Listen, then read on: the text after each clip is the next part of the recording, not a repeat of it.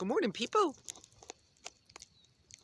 Friends, here we are. I am still in a Yuma area. I am not saying exactly where for yet because I don't want people hunting for me yet. Some pretty yellow flowers and the sun coming up on the mountains, and the water here moves. This is a canal, not a river, but it's beautiful, and there's fish and a few ducks and some animal that comes down and takes a bath and shakes its fur, and coyotes come to drink and whatever. Anyways, good morning.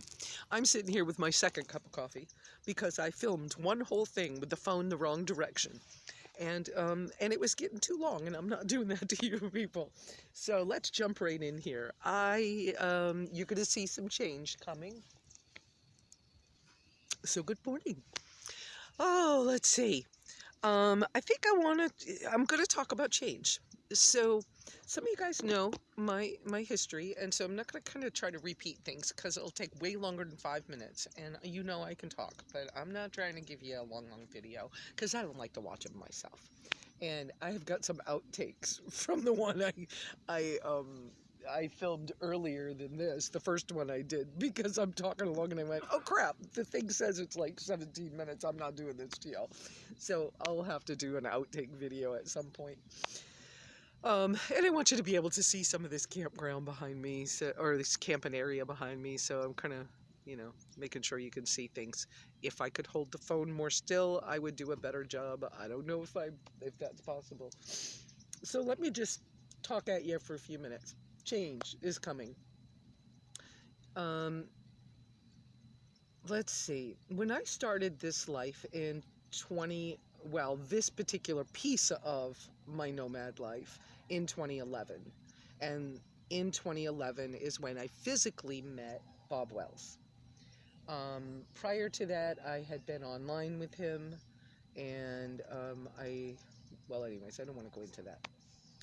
And I had already been traveling. I'm a traveler.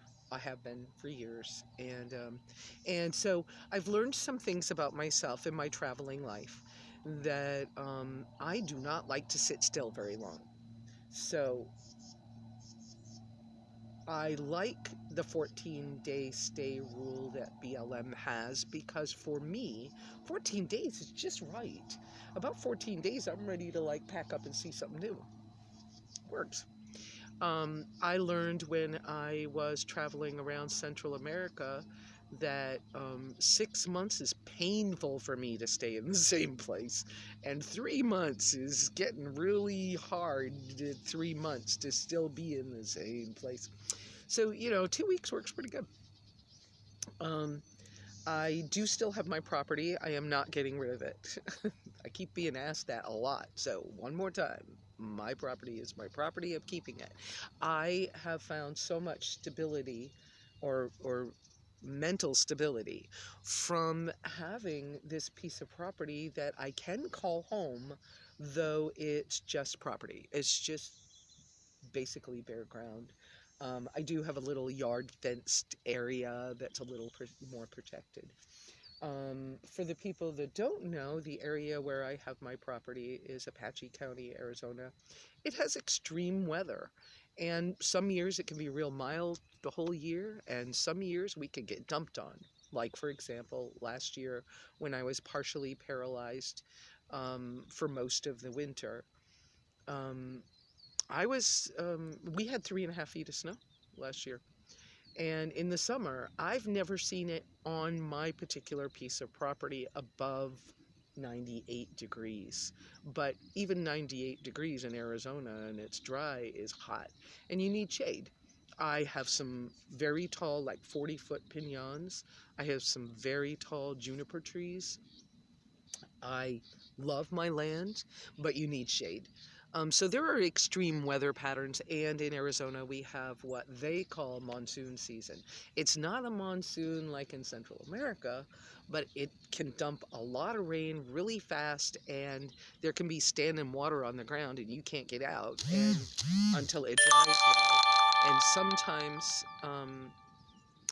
sometimes the standing water um, underneath of it can be 3 feet of mud. So accessing my property during bad weather is something I have to consider in my life. I also have this whole conversation that someday we'll make a whole video about this, but your definition of home and my definition of home changes, and it has changed with age, with my age. It's changed with life events like my health issues. It's changed with the things that people have done to help me. Um, because I am low income and I have worked really hard. I've taught myself to budget. I used some patterns and guidelines from other people's things, but in teaching myself how to improve myself all in every area of my life, I've managed really well for who I am and what I've got. Um, and so now I'm being a little more choosy. So change is coming. We're at 6 minutes already. How am I going to do this really fast? So I got, I was awarded one of the Howa minivans. Yes, I just said that past tense. I completed I finalized and completed the whole of the application process, and then I completed the whole of the program complete. I signed contracts. I finalized my contracts. How I took the lien off the van. I paid into the complete mandatory emergency fund. I was approved that I finalized that process. They returned the emergency fund to me. And so now the minivan has been completely mine, and the emergency fund has been completely mine. Because of the way I maneuvered that, I paid off one bill with the emergency fund, and then and then I made a phone call to Sue Ann, who is a friend of mine from years back. That's true, she is my friend, but I did not get special treatment in this. Anyway, I worked the whole process, called Sue Ann, and had a conversation with her about what would happen if I showed up in a different vehicle, because there will be repairs coming to that minivan. Some of you know that it broke down 45 minutes after I left the Iowa situation, and I knew that there was the potential for a costly $3,000 repair coming up. And I was not willing to deal with my new emergency fund that way, when this is not a vehicle I would have chosen for myself anyways, because of the extreme situations that can be on my property. I really want a four-wheel drive. I really need a four-wheel drive. And in other parts of my life, I just love being out here, and I've said that already.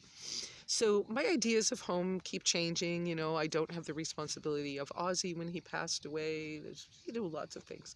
So you're going to see me soon in a different vehicle, because I sold the minivan. And with Sue Ann's blessing, she knew that I was going to need a four-wheel drive. She knew about the upcoming potential problem with the minivan. I got a good amount of money for it here in Yuma. The people were very happy. They knew what was going on with it. The husband was a mechanic, not concerned at all.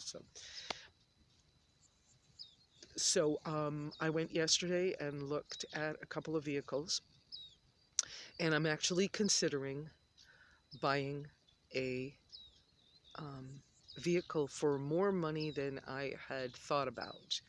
And part of the reason is because the vehicle I'm looking at has been so well maintained. It is four-wheel drive, it's stock suspension. The person who has owned it is just very real and upfront,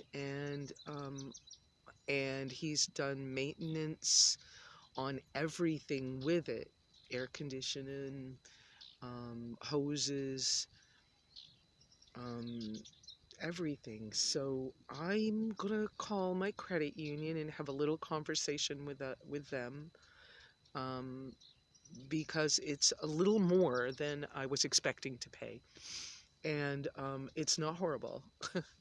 um, but you're going to see some more changes. And we will talk about this concept of home because I started out as a nomad in the RTR Bob Wells world in 2011 with one idea in mind. And I was really hunting for a road trek, and it didn't happen for me. And I didn't know about my propane allergies at that time.